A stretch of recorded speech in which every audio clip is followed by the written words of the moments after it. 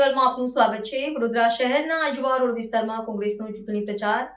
Ward number 5ના કાર્યકર્તાઓએ લોકોની સમસ્યાઓ સાંભળી।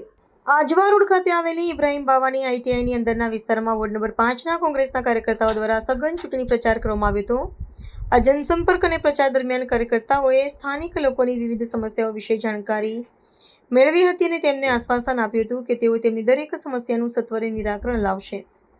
આ સાથે જ કોંગ્રેસના કાર્યકર્તાઓ દ્વારા સ્થાનિકોને ખાસ અપીલ કરવામાં આવી હતી કે તેઓ આ વખતે ફક્ત ને ફક્ત કોંગ્રેસને જ પોતાનો મત આપે।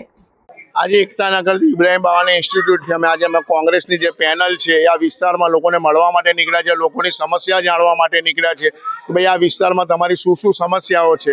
લોકોને મળી રહ્યા છે, લોકોને પૂછી રહ્યા છે કે તમારી શું શું સમસ્યા છે। લોકો અમને જણાવી રહ્યા છે કે ઘણા વર્ષોથી આ સૌથી મોટો પ્રશ્ન છે રોડનો છે, ગટરનો છે, સફાઈનો છે અને પાણી તો વોર્ડ નંબર 5માં એક ગમે ત્યાં જગ્યા પર જાઓ પાણીનો પ્રશ્ન તો દરેક જગ્યા પર છે। આ ભ્રષ્ટાચાર રૂપી શાસનમાં છેલ્લા 20 વર્ષથી આ વિસ્તારમાં પાણી વગરનો રાખ્યો છે। એટલે આ વખતે આ વિસ્તારના લોકો એક મન બનાવીને રાખ્યું છે કે જે લોકોએ આપણને પાણી વગરના રાખ્યા એ લોકોને આ વખતે આપણે પાણી બતાવવાનું છે। જે કોંગ્રેસની જે અમારી નવયુવાન પેનલ છે આ વખતે અમને વિજય બનાવવાના છે। અમારે કોંગ્રેસની 4 ઉમેદવારો હું કિરણ કાપડિયા, મેહુલભાઈ, રીનાબેન, ધર્મિષ્ઠાબેન, અમારો અનુક્રમ નંબર છે 1, 7, 10, 11।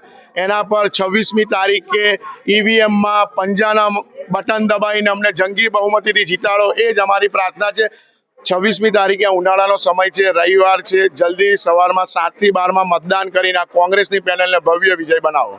અનેક જગ્યા પર તમે પ્રચાર કરવા જાઓ તો કેવો પ્રતિસાદ મળે છે? ઘણો સારો પ્રતિસાદ મળી રહ્યા છે। લોકો અમને સારો આવકાર આપી રહ્યા છે। લોકો એમની સમસ્યાઓ જણાવી રહ્યા છે કે ભાઈ આ વિસ્તારમાં ઘણા વર્ષોથી કોઈ કોર્પોરેટર દેખાતું નથી। એ લોકોને અમારી નવયુવાન ટીમમાં એક વિશ્વાસ છે કે આ લોકો અમારું કામ કરશે। એટલે લોકો અમને ઉમળકાભેર એક સ્વાગત આપી રહ્યા છે કે આ વખતે અમે તમને વિજયથી મતથી અમે તમને વિજય અપાવીશું અને અમને વિશ્વાસ છે કે હમણાં માટે અમે રાત દિવસ મહેનત કરીને કામ કરીશું।